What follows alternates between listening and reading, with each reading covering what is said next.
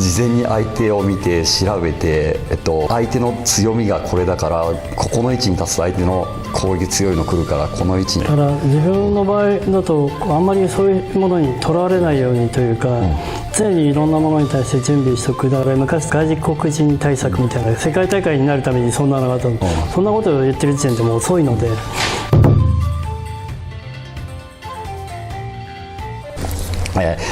こんにちは、空手家小です。今日もですね、東京の羽村市にある、KW 戦士ジャパンの、成島道場に、来て、今回もですね、極真のレンジャーの成島シャンと、お届けしたいと思います。よろしくお願いします。でですね、今回ちょっと成島シャンの道場で稽古させていただくということで、ちょっと誰が来てるかは言えないんですけど、空手関係者の方が来ていらっしゃるので、せっかくなんでちょっと質問を受けてそれに回答していくみたいな感じで、もしかしたら成島シャンと自分とで内容が異なる部分があったりしても面白いのかなと思いつつ、ちょっとぶっつけというか思いつきの企画なんですけども、よろしくお願いします。すいません。では何かご質問じゃあ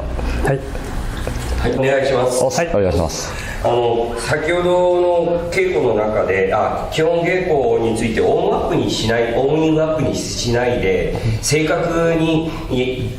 動作を確認していることが大事だっていうお話がすごく残ったんですよ。でその中で特に正拳突きについての質問なんですけれども、師範によって腰の回転を割と入れる突きで教える人と、腰は止めて割と手だけで打つような形の指導があるんですけれども、成島師範はどちらで基本稽古を教えているのかということと、あと打った瞬間の手首をククッとひねる形で教える人と、別にそこをこだわらない教え方があると思うんですけども、それはどう捉えたらいいんでしょうか。一番はこの師範の言われてる通りやるべきだと思うんですね。でもじゃあその理由って何なんですかって掘り下げることが大事なのかなっていう。だから要はどういう力の生み出し方だから体の扱い方があって、最終的にどういうふうに力を相手に伝えるのかってことが大事なんで、じゃあその理由を一つ一つ理解していけば、こうなんだなっていうことが形になるだろうし、でもやっていく過程の中でなんかしっくりこないなっていうことがあるならば、それは自分の体の中では不正解だし、じゃあちゃんと言われた通りできてるのかなってもう一回立ち返った時にできてない部分があるのかもしれない。でも他のYouTube なんか今の時代見てると真逆のことを説明されている方がいる。じゃあ実際にそれもやってみよう、こういう利点があるんだなとか、この体の使い方すごく自分に合ってるなとか、そしたらそれをそれでやればいいし、だからどれが正解ってこの世界ないので、その場面場面でちゃんと動けるかってことが正解なので、この場面はいくらでもあるだろうし、相手もいくらでも変わるだろうし、だからこの技術が正しいっていうのも最善最良っていうものを選んでいくべきなのかなっていう、そういうところです。ただ単純に自分の空手で言うならば、本当に数ある関節を全て使い切る、一瞬で連動させて、そして力を生み出したものを 100% 相手に伝える、それを常に考えてますよね。この時に例えば肘が浮いたり肩が浮いたりすると力が逃げるだろうなっていう。でもこれだと使い切れてないなと思うだろうし、でもここまで使ったら流れるだろうなって、いやその前にこんな中心から生まれてたら力って言ってたら相手分かっちゃうだろうしとか、そういうことですよね。だからその時その時で自分の意識を変えてやっていくことっていうのも基本の大事さですよね。だから刀を磨く時もこの角度も磨くし、この角度も磨くし、この部分も磨くしっていう、そのことによって臨機応変に変えていくことのスタートとして、まず師範から教えていただいているものを本当に理解した上でやっていくってことですよね。はい、なんか自分的にはそれ本当 どっちも正しいっていう、なんか結構突きも僕が使ってる突きでさえ何種類もあって、基本稽古足から生み出した力を使って打つのもあれば、ポンって落ちる力使って打つパンチもあれば、それこそこのままズバッて抜くパンチもあれば、ここでキュッて止めることで手を出すパンチもあればっていうのなんで、だからどれも正しいんで、それこそ成島さんが言われてたみたいに、まず最初教わる先生がこうだっって言われたものをまずは突き詰めていって、それをまず、自分で正解出せるようになってから、他の人のやつを学んで応用とか、こういう使い方があるんだなって足していく感覚で、自分やってる中でなんかちょっと違うからこっちに行ってみよう、いやでもなんかこっちも違うからこっちも行ってみよう、結局何も手に入らないから、まずは、習った師範を信じて、そこをまずしっかり自分ができるようになって、で、こういう方法があるんだって足していくんであれば全然いいと思うんですけど、基礎があるってことそうなんでベースとしてはやっぱり習ってるところで絶対その習ってる人も、先生もその人が長年それでやってきてこれが正解だって思ったものを絶対教えてるんで、そこはまず信じてやってみて、そこに足していく分にはいいと思うんですけど、なんか違うからあっち、なんか違うからあっちっていうのは結局何も手に入らないんじゃないかなっていうのを思います。あります。じゃあ 2つ目で、このシニアの稽古について伺いたいんですが、私は少年時代に少しやった経験があるだけで、還暦を過ぎてから始めました。今60代の半ばにかかります。で、かなり疲れやすいことを感じております。でもやはりキッズでも中学高校生もいますし、また組手も結構ハードにやる道場なので、そこそこついていきたいなと思ってるんです。筋トレにしても、その稽古に臨み方についても、休みの取り方も大事だと思うし、その筋肉トレーニングの頻度も予定した回数をやっても結構残る感じがすごくしてるので、どれぐらいの頻度で筋トレとかやったらいいのかなとか、その稽古に対してのその休みの取り方や臨み方、スタミナの、持ち方みたいな部分のアドバイスいただけたら嬉しいなと思ってます。やっぱり選手っていうものをやろうとすると、やっぱり体に負担もいくし、自分のことを極限まで追い込んだ中で自分の能力を高めていくような稽古をすると思うんですけども、ある程度の年にいってそういった試合というものがメインでなく、日々の自分の備えとして行うんであれば、本当に日常的に行う中で無理のないところでより継続できる稽古内容っていうのがすごく大事だと思うし、そのためにちょっとね、能力を高めるためにウェイトトレーニングもするだろうし、でもその時にその頻度が高ければ負担にもなるだろうし、そうなったらやめるべきだと思うし、だから自分がそれを求めていく中で、どこまでが自分にとっての壁というか、それをちょっとずつ広げていくのが楽しみであるし、気づくよりもやっぱり広げていく作業だと思うので、それを無理なくやる、要は自分が外を向いてっていうよりも、必ず自分と向き合った中でのやり取りじゃなきゃいけないと思うので、自分しかわからない部分かもわからないですけども、常に自分を見ながら決めていく作業が、人がこうだって言っても自分にとっては違うものだと思うし、うまく楽しく幸せにつなげていくには、そういう感覚でもって広げていくリズムが大事なのかなと思います。ありがとうございます。答えになってるかちょっと分かんないですけど、必ずやったことには答えが出てくるんで、その答えに対して自分がどうあるべきか、これは負担だなとか、やっていったら大丈夫かと思ったけどもちょっと負担だなと思ったらセーブするだろうし、だからより長く空手どうなり格闘技どう進むんであれば、そういった方法でやっていくのがいいのかなって。僕は壮年部の道場生とかにも言うんですけど、健康と家族と仕事の3つを、に無理をして、それを、ないがしろにして空手をやるんだったらやらない方がいいっていうのは道場生にも言ってて、結局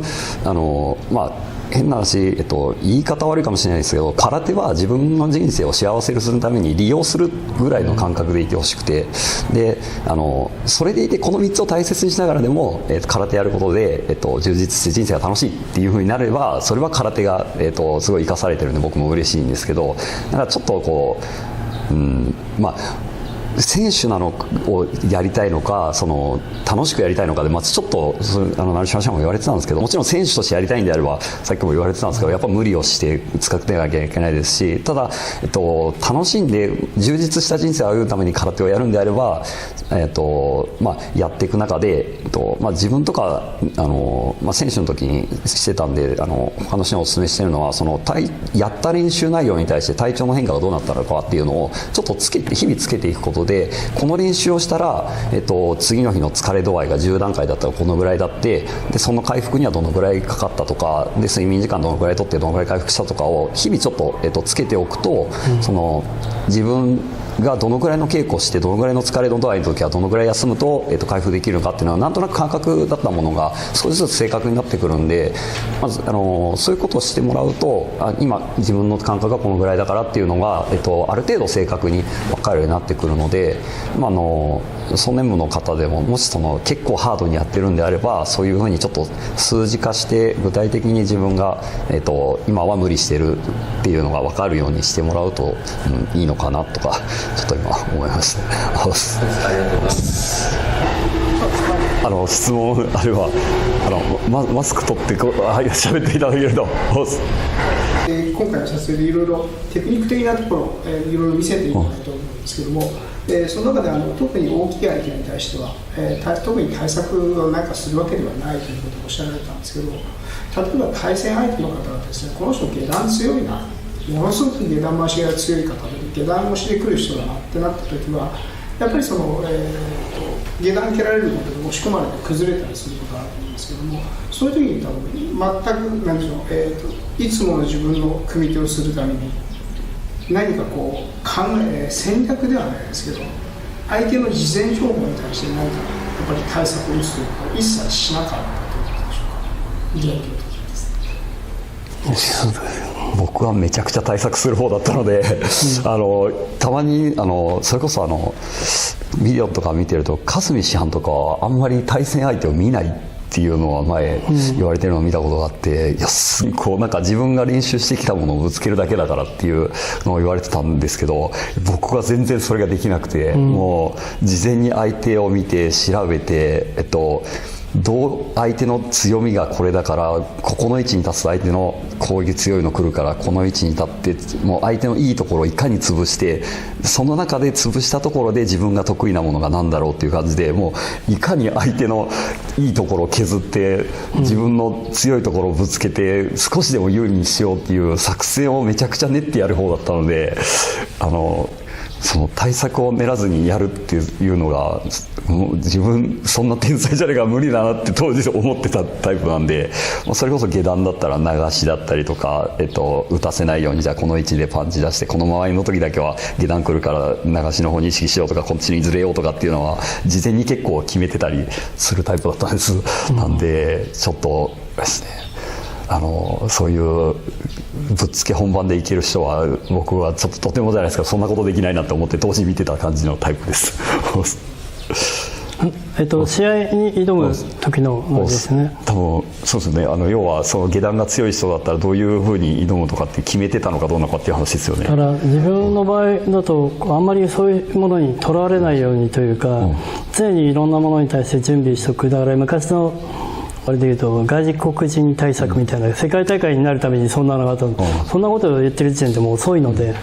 その前から常にこういうことは意識しながらやらなきゃいけないのかなとも思ってたし、だから誰かに対してシフトしてその人に勝つために稽古するっていうことは自分の空手の中にはなかった。だからトーナメントと戦っているんで、常に誰かっていうよりも誰とでも戦える、備える自分を作っておくというか、だから下段対策で下段ってもちろんそういうのもやるんですけれども、誰かに対してどんな技に対してっていうのはやらなかったですね。どうあるべきかっていうならばそうあるべきだと思ってたからってことでいいんですかね。なんでちょうど真逆のタイプっていう